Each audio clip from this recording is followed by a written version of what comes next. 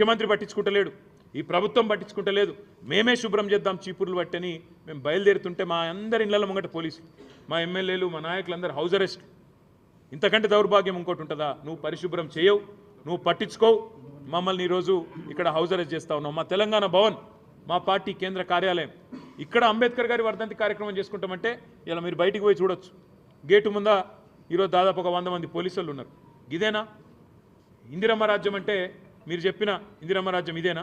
Emergency రోజులను తలపించే విధంగా ఎక్కడికక్కడ పోలీసులతో గొంతు నొక్కే ప్రయత్నం చేయడమే మీరు చెప్పిన ఇందిరమ్మ రాజ్యమా అని నేను అడుగుతా ఉన్నా. చివరిగా ఈ రాష్ట్ర ప్రభుత్వానికి చెప్పేది ఒకటే, కేసులు ఎన్నైనా పెట్టుకోండి, ఏం చేసుకుంటారో చేసుకోండి, మా నాయకుల మీద మీరు ఏం చేసినా పర్వాలేదు. కానీ 9వ తారీఖు నుండి ప్రారంభమయ్యే శాసనసభ సమావేశాల్లో, శాసన మండలి సమావేశాల్లో తప్పకుండా మీ ప్రభుత్వం యొక్క నిర్వాకాన్ని, సంవత్సరం పూర్తయిన తర్వాత మీ రాష్ట్ర ప్రజలకు చేస్తున్న అన్యాయాన్ని ఎలుగెత్తి కొట్లాడుతూనే ఉంటాం, ప్రశ్నిస్తూనే ఉంటాం, పోరాడుతూనే ఉంటాం. వెనక్కి తగ్గే ముచ్చటనే లేదనే మాట మళ్ళొక్కసారి తెలియజేస్తూ మీ అందరికీ ధన్యవాదాలు. రేవంత్ రెడ్డి మాట్లాడుతూ కేటీఆర్ హరీష్ ఇష్టం వచ్చినట్టు మాట్లాడుతున్నారు, కేటీఆర్ బుద్ధి చెప్పాలి, ఇంటికి పెద్ద కాదు పార్టీకి కూడా పెద్ద బుద్ధి చెప్పాలని చెప్పేసి అంటున్నారు.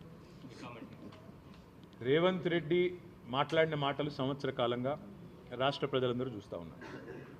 నోటికి హద్దు అదుపు లేకుండా, కనీసం మర్యాద సంస్కారం అనేది లేకుండా, గతంలో సోనియా గాంధీ గారిని ఎట్లయితే ఇదే నోటితో, అడ్డమైన నోటితో దూషించినాడు, సోనియా గాంధీ గారిని బలిదేవత అని ఆనాడు వేరే పార్టీలో ఉండి దూషించాడు, అదే పద్ధతిలో ఇవాళ మళ్ళీ తెలంగాణ ప్రధాత కేసీఆర్ గారిని మళ్ళీ ఈయన మాట్లాడిన మాటలు రాష్ట్ర ప్రజలు మొత్తం చూసినారు.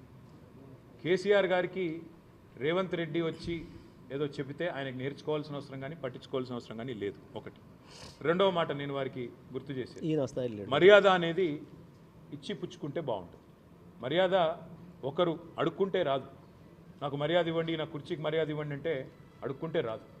మూడో మాట చివరిగా నేను చెప్పేది, రేవంత్ రెడ్డికి నేనే చెప్తా ఉన్నా సూటిగా, నేను పార్టీ కార్యనిర్వాహక అధ్యక్షుడిగా చెప్తా ఉన్నా, నీ నోరు మారితే, నీ మాట మారితే, నువ్వు కేసీఆర్ గారిని గౌరవిస్తే తప్పకుండా నీ పదవిని గౌరవిస్తాం, తప్పకుండా ముఖ్యమంత్రి స్థాయిని గౌరవిస్తాం.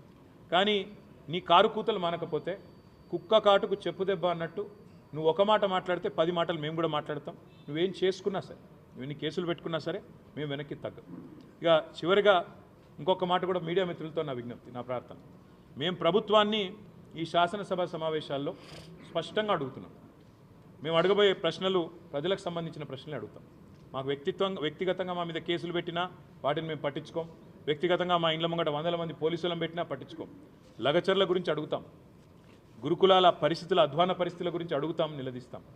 అదేవిధంగా రాష్ట్ర వ్యాప్తంగా ఈరోజు నెలకొని ఉన్న వ్యవసాయ సంక్షోభం గురించి తప్పకుండా అడుగుతాం.